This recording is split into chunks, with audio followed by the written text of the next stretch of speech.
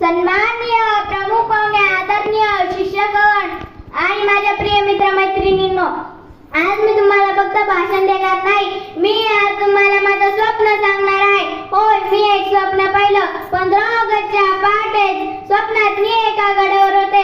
350 वर्षापूर्वीच्या काळात तो गड म्हणजे जणू साक्षात स्वातंत्र्याचं प्रतीक. गडावर भगवा झेंडा फडकत होता. शिवराय आपल्या मावळ्यांशी बोलत होते. ही मातृभूमी आपल्या लेकरांची आहे, तिला परकीयाच्या जोखडातून मुक्त केलंच पाहिजे. तेवढ्याच बाजूला एक माणूस दिसला. काठी, साधे कपडे, डोक्यावर टोपी. ते होते महात्मा गांधी. ते म्हणाले, शिवरायांनी तलवारीने स्वराज्य दिलं, मी ऐसेने सुराज्य देईन.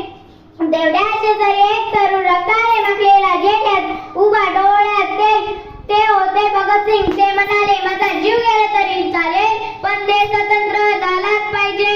त्या झेंड्यासमोर मी उभा राहून विचार करू लागले. हे इतकं सगळं मान होतं, पण आज आपण काय करत आहोत? महिलांवर अत्याचार थांबवण्यासाठी आपण किती जागृत आहोत? समाज माध्यमावरील द्वेषी मजकूर थांबवण्यासाठी आणि सरकार नागरिक सजग आहेत. 10वी 12वीच्या निकालानंतर आत्मसहाय्यतेची बातमी काय येते? कायदे आहेत, पण न्याय वेळेवर मिळत नाही का? आणि म्हणतो, माझा देश महान. मग त्या गडावरून एक आवाज आला. ते होते डॉक्टर बाबासाहेब आंबेडकर. ते म्हणाले, मी तुम्हाला हक्क दिले, तुम्ही हक्कासोबत कर्तव्य विसरू नका. पण शेवटी मी स्वतः विचारलं, मी एक खरं चांगला भारतीय आहे का? मित्रांनो, स्वप्न संपलं, पण डोळे उघडल्यानंतर एक चांगली गोष्ट करायची. मी बोलणार कमी आणि करणार जास्त. रोज एक चांगली गोष्ट करायची.